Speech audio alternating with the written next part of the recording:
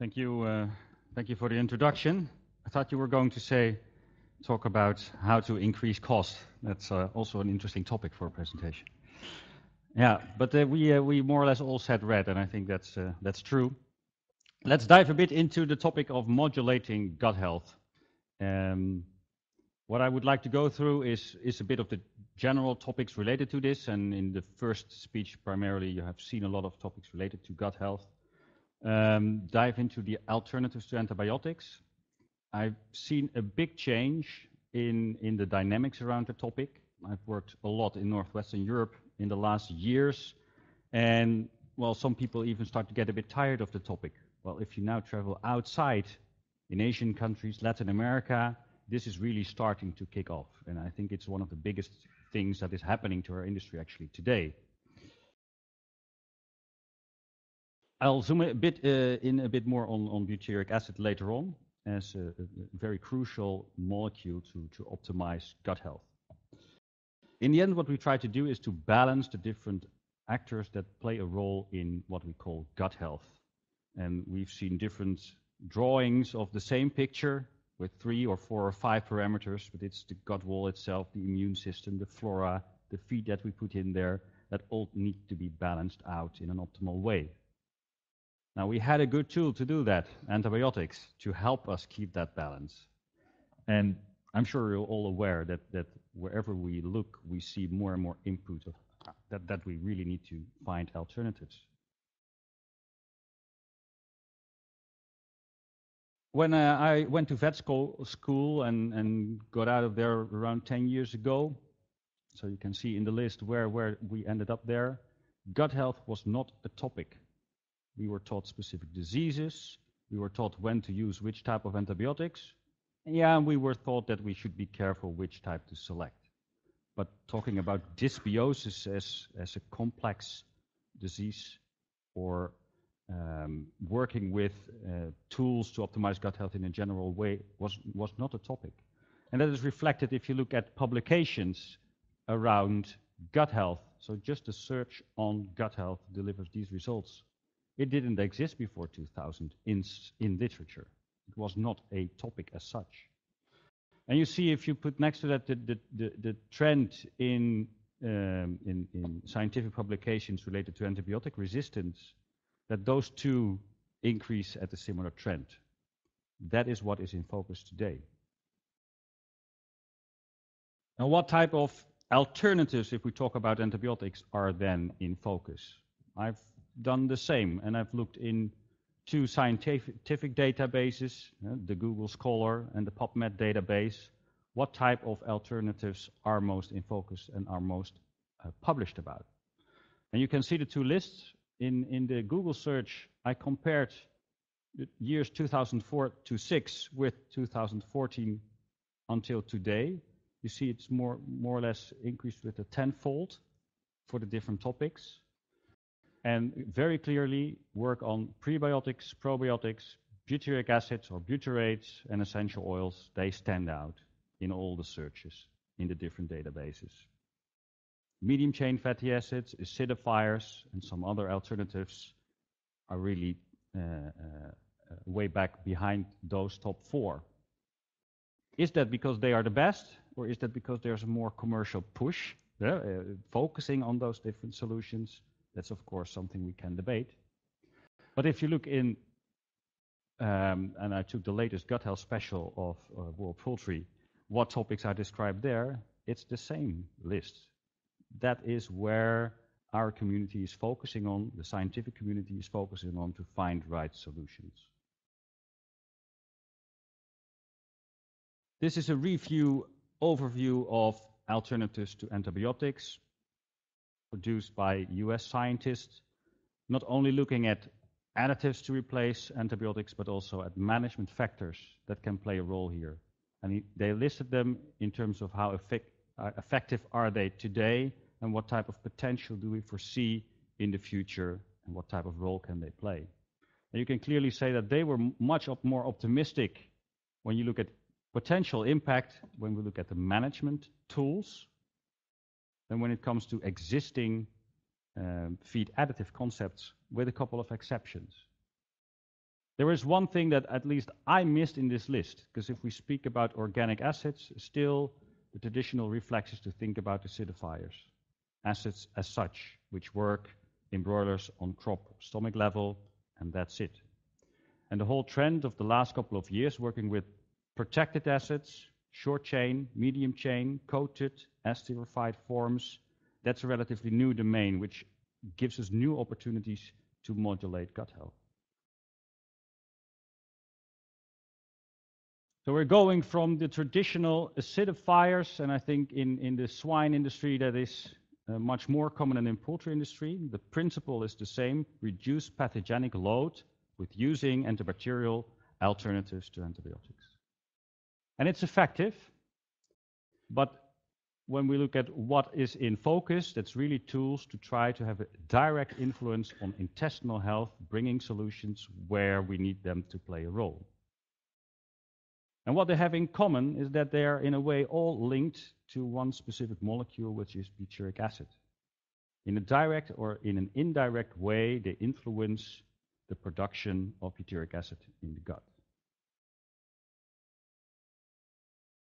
I think one of the breakthrough papers published was this paper by the group of Professor van Immerzeel in Ghent, looking at protected butyric acid in a salmonella model, trying to find which type of short-chain fatty acids might play a role if it's brought in the animal in a protected form in reducing salmonella counts in the cecum. Around this time, those type of products entered the market, and they are now one of the key alternatives that are used to combat different problems. In very short, what they did, they took 1 carbon until 4 carbon short-chain fatty acids, so formic until butyric. They all coated them and fed them to animals. What you can see is the contamination levels in the different colors. So the further right, the higher the contamination levels in the ceca. And you can clearly see that actually formic acid and acetic acid made the situation worse, while propionic acid and butyric acid improved the situation. And that's interesting, because that was something that we never really thought about before. But if you look at how we function, and we produce a lot of short-chain fatty acids in our colon, the key drivers for, let's say, a positive gut health are propionic and butyric acid. And the one that is associated with a negative gut health, if we look at Crohn's disease, for instance, is acetic acid. So in a way, it makes sense what the results of this paper was. So butyrate is a key regulator in gut health. And we are very lucky that this is a hot topic in human medicine as well. So a lot of the ideas and a lot of the principles we learn by looking at literature produced from the human side. And they are mainly focusing on colon issues, inflammatory bowel disease, Crohn's disease, colon tumors, and try to find ways how butyrates can play a role there, either directly or via the probiotic route. So the big difference compared to, let's say, 10, 12 years ago is that we don't consider this acid to be an acidifier. It's a regulator of gut health. It's not the antibacterial power of this molecule that we like to use. It's the steering mechanism of several cellular processes, inflammatory processes that are related to villi development, disjunction strength, etc. So it's a completely different dynamics than the traditional way of looking at acidifiers. What is also intriguing, and we're trying to learn more about that, is if you work with solutions like this, where then do you want them to end up? Is the site of delivery really important or not? In traditional medicine, if you work in a pharmaceutical company, you really try to focus that your molecule ends up at the place where it needs to have an effect. And what we are learning over time is that that might be different for butyric acid. This is one example that I would like to use to emphasize this. This is a study done in lab animals. It was with humans in mind, and it's a salmonella challenge model, where they infected the animals with where they used antibiotics in animals to change the situation on gut level. So in the end, Salmonella was able to create an infection there.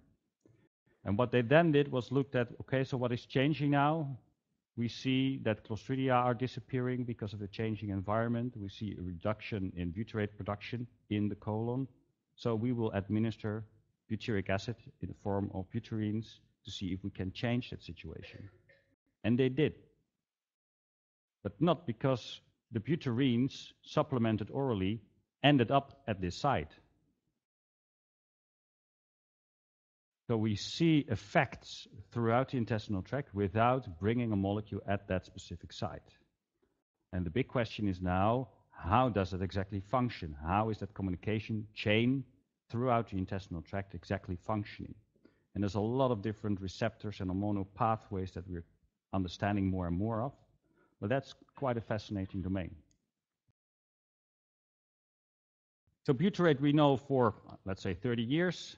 Started in ruminants, actually, where we found out it has very positive effects on rumen development. And throughout the 90s, it was more and more studied in swine and poultry models. It really kicked off when we started to coat them. And the big problem with butyric acid, and actually with a lot of organic acids, is the smell. It's terrible to work with. You don't want your workers to work with it in feed production. So that made a big change. The latest developments now is to go for an uncoated but protected version, and that is not to use fat as an outer coating, but to turn the acid into a fat by using a glycerol backbone. And we see that with butyric acid. We also see that with some medium-chain fatty acids, that it's not using a lot of waste product basically to protect the molecules, but to turn it into a triglyceride. If we look at the effects in animals and we compare all kinds of solutions, it all comes down to how much butyric acid do you bring inside an animal. And then the specific technique as such has not proven to make any difference. So it's really looking, okay, what is the concentration that I'm able to bring past the stomach to have its effect? And then what effects it will have, that's quite variable depending on the circumstances. It's steering gut health. But if that gut health is optimal, and we can create optimal situations in R&D situations, the effect is not there. There is no improvement. If you dose a huge amount of this molecule, it also won't have a negative effect, because it will balance itself out as a regulator molecule.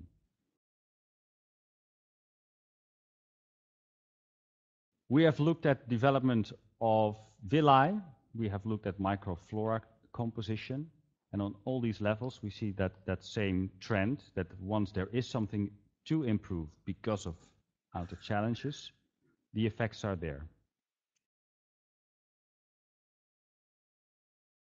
Necrotic enteritis, we've learned a bit more about it this morning, and general dysbiosis. I think it's a popular model still to use, also for us, since it's well described. There are several models in the world that are quite reliable to use, and that's why we also have looked at a necrotic enteritis challenge in relation to butyric acid, and also in relation to antibiotics. And I see that the different groups' explanation are missing here in the slide, but when we use higher levels of challenge in different models with Clostridia, we see that the impact that butyrate can have increases.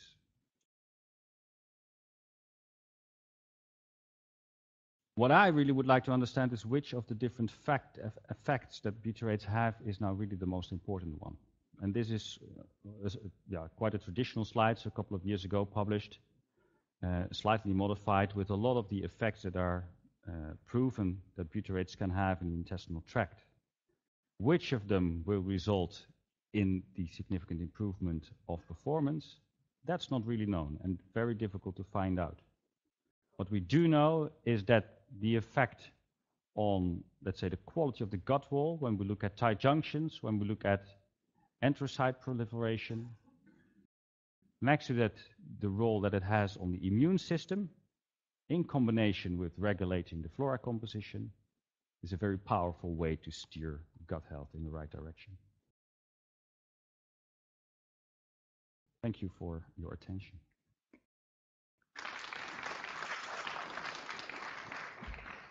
Thank you very much, Geert, for steering us in the right direction, even if there are still some questions on research. Are there any questions from the audience? Yes.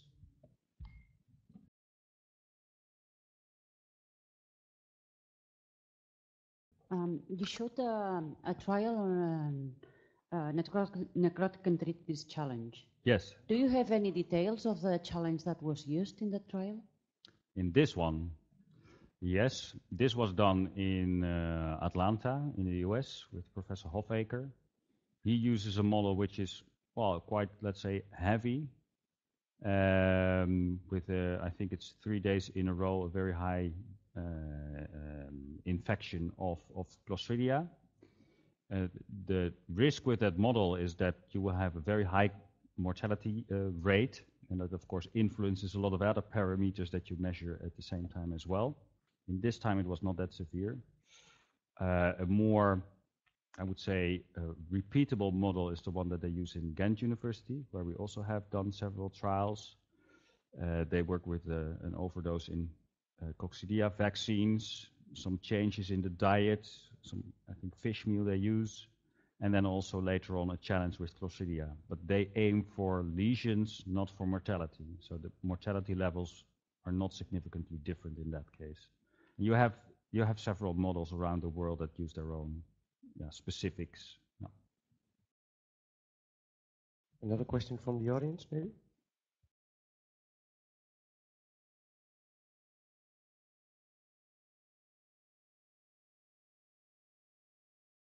I have a question in regard to the tree butyrate, because as I understand, you have a backbone of a glycine and 3 butyrates, right?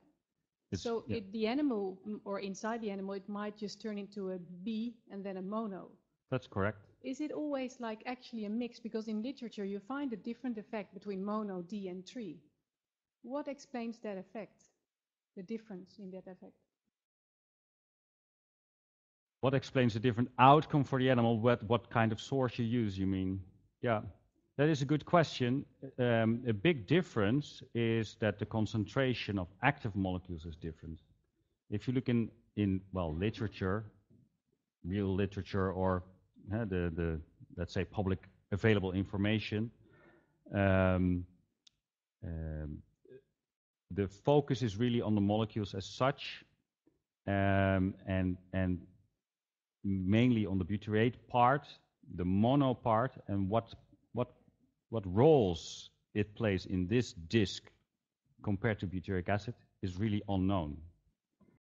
We believe that the effects will be quite similar to a separate butyrate molecule. But a lot of more work on the mono component as such is needed to explore that. If you compare it on an equal dose level, and look for performance, then the tributylene is proven to be a more effective molecule.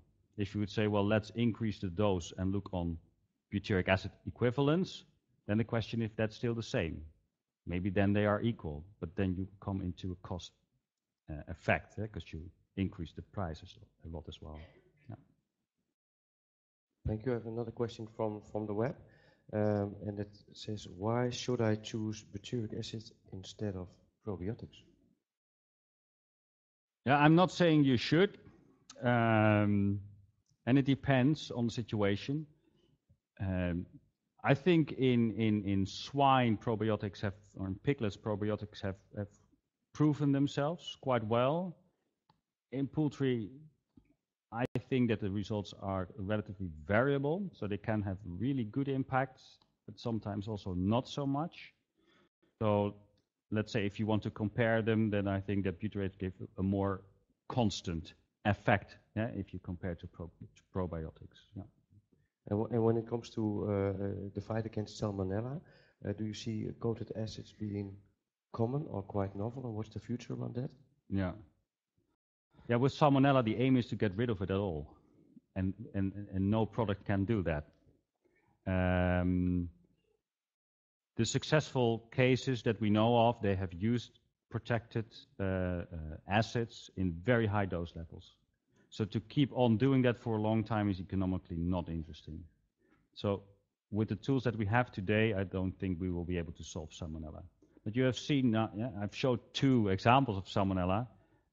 There is evidence that the molecules are effective. If we look at what happens in practice, I don't believe it's good enough. It's not the silver bullet. No, maybe bronze or, yeah. Okay, well, thank you very much, Geert. A hand of applause for Geert. Thank you.